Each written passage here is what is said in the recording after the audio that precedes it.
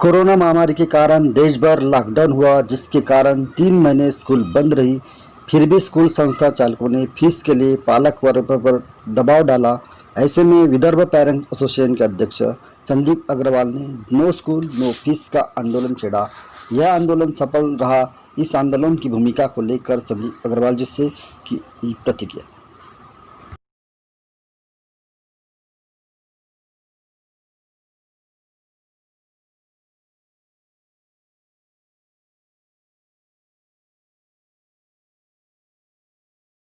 देखिए, हमने Vidarbha parents association की ओर से नो स्कूल नो फीस की मुहिम पिछले 1 महीने पहले से चलाई थी। आज वो मुहिम राष्ट्रीय स्तर पे चालू हो गई है और हर शहर में पालक नो स्कूल नो फीस की डिमांड कर रहे हैं। पहली बात तो गवर्नमेंट का सर्कुलर है कि लॉकडाउन पीरियड में कोई भी प्रकार की फीस, चाहे वो पुरानी बकाया हो या आने वाले सेशन की फीस, वे वसूल नहीं कर सकते।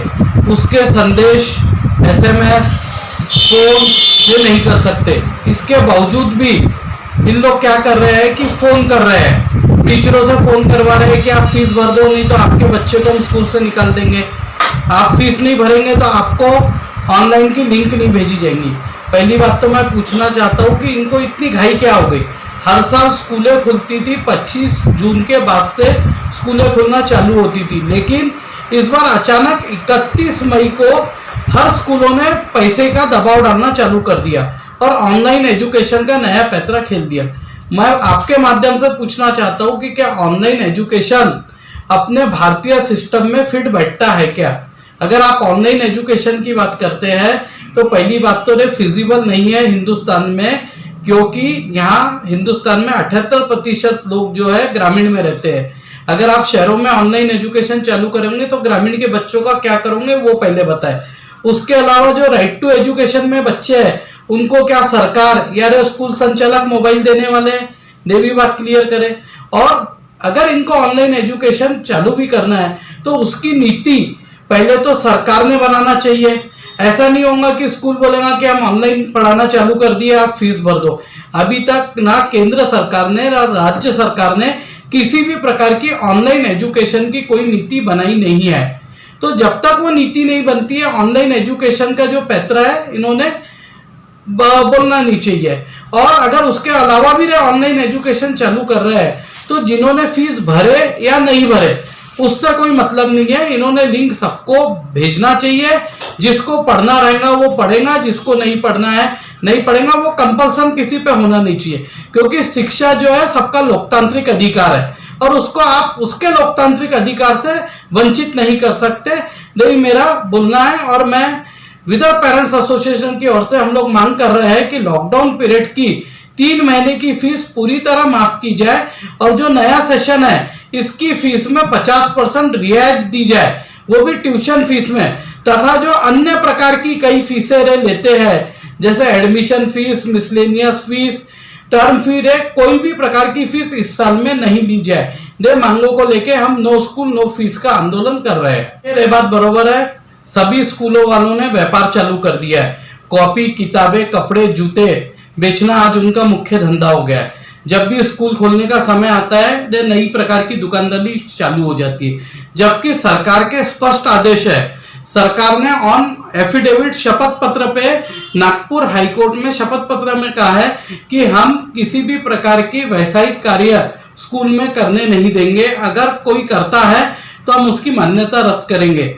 ऐसा एक मेरी ही जनहित याचिका में सरकार ने अपना शपथ पत्र दिया था। उसके बावजूद भी खुलेआम दादागिरी से किताबें, कपड़े और बेचे जा रहे हैं, क्योंकि इस धंधे में स्कूल वालों को कम से कम 40% से लेके 60% का मुनाफा होता है और जबरन पेरेंट्स को लेने लगाते हैं। अभी हाल ही में हमने 2 दिन पहले पोद्दार वर्ल्ड ऑफ स्कूल्स में जब हमें खबर मिली कि वहां लॉकडाउन पीरियड के दौरान सुबह 7 से 9 पालकों को बुला के कॉपी किताबें बेची जा रही है, तो हमारी पूरी टीम वहां गई। हमने उनको रेड हैंडेड वहां कॉपी किताबें बेचते हुए पकड़ा। उसके बाद हमने शिक्षा विभाग के अधिकारियों को लगातार संपर्क किया, फोन किया। पकड़ने के बावजूद भी कोई आने को तैयार नहीं है। मैं पूछना चाहता हूं कि आप तो अपने ऑफिस से निकल के किसी को पकड़ते नहीं है, जब हम जैसे जागरूक नागरिक जाके आपका काम हम कर रहे हैं तो कम से कम सहायता करने तो आपने आना चाहिए। और किस प्रकार से शिक्षा प्रणाली को ले जा रहे हैं, 6-6, 7-7, 8-8 हजार की किताबें लग रही है। पहले भी हम लोग स्कूल पढ़े हुए हैं और एक और मजे की बात है, सब स्कूलों की किताबें अलग अलग है। अगर तीसरी में बच्चा पढ़ रहा है तो एक स्कूल में अलग किताब है, दूसरी में अलग है, तीसरी में अलग है। हम भी सब स्कूल पढ़े हुए हैं, हमारे जमाने में भी किताबें पूरे स्कूलों की एक रहती थी और हम लोग तो एक में की किताबें भी लेकर पढ़ते थे।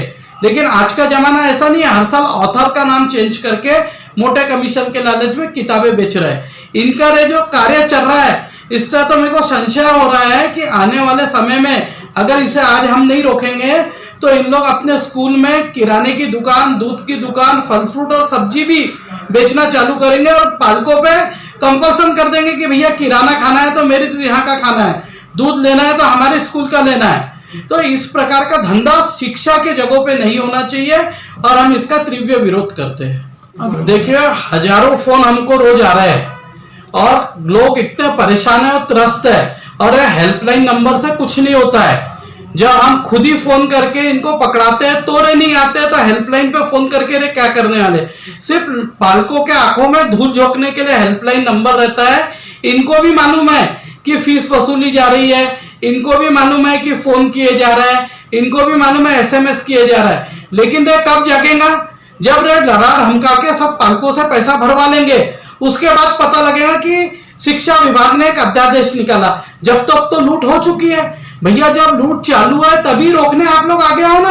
हेल्पलाइन नंबर की क्या जरूरत है आपको? आपको मालूम है हजारों शिकायतें हो रही है, देश भर में आंदोलन चल रहे हैं। कई हमारी जैसी संस्थाएं हर शहर में डेपुटेशंस दे रही है, कलेक्टर को दे रही है, शिक्षण अधिकारियों को दे रही है, मिनिस्टर को दे रही है। तो आप लोग हेल्पलाइन नंबर का ढकोसला क्यों कर रहे हैं? आप लोग तुरंत कार्रवाई क्यों नहीं करते? पेरेंट्स को लगातार मैसेज आ रहे हैं, फीस के लिए दबाव बनाया जा रहा है। इस लॉकडाउन पीरियड में वो कहां से फीस भरेगा? 3 महीनों से हम लोग सब अपने घरों में थे, काम धंधा पूरी तरह त्रस्त है और आज के पहले कोई भी पालक ने कोई भी स्कूल में कभी डिस्काउंट नहीं मांगा। लेकिन क्योंकि हमारी आर्थिक हालत खराब है, हम लोग तकलीफ में है अभी। और हम ही तकलीफ में नहीं है रे, जो महामारी आई है पूरे विश्व में आई है और पूरा विश्व जो है आर्थिक संकट से गुजर रहा है। अगर ऐसे समय भी स्कूल संचालक और सरकार हमारी मदद नहीं करेंगी तो कब आएंगी, कब आगे आएंगे? और लाखों करोड़ों रुपए हमसे कमाए हुए इनके पास कैश सरप्लस है, उसके बावजूद भी घड़ियाली आंसू रे लोग क्यों रोते हैं? इन्होंने तो इस महामारी में पालकों के साथ खड़े रहना चाहिए। आपके माध्यम से भी मैं आह्वान करता हूं कि जो कोरोना का महायुद्ध चल रहा है और कोरोना का जो महायज्ञ हम लोग कोरोना से बचने के लिए कर रहे हैं, उसमें स्कूल वालों ने भी आगे बढ़कर आहुति देना चाहिए और पालकों की फीस माफ करना चाहिए। पालक देखिए, हम तो अभी सभी पालकों को नहीं बोल रहे कि फीस भरने की जरूरत नहीं है। आपको किसी कोई डर की बात नहीं है, आप फीस नहीं भरो, आपके बच्चे को कोई निकाल नहीं सकता है। अगर कोई निकालता है तो हमारे पास कानूनी विकल्प खुले हैं। और आज क्योंकि लॉकडाउन पीरियड चालू है तो हम जमवाड़ा करके हमारा आंदोलन नहीं कर सकते। लेकिन अगर इन लोग नहीं मानेंगे तो हम सड़कों पे भी उतरेंगे, चक्का जाम भी करेंगे, धरना आंदोलन भी करेंगे और वक्त आने पे अदालतों के भी दरवाजे खटखटाएंगे। लेकिन इस अन्याय को अब और सहन नहीं करेंगे। कई वर्षों से हमको लूटा गया है, लेकिन अब हम लूट के लिए तैयार नहीं है।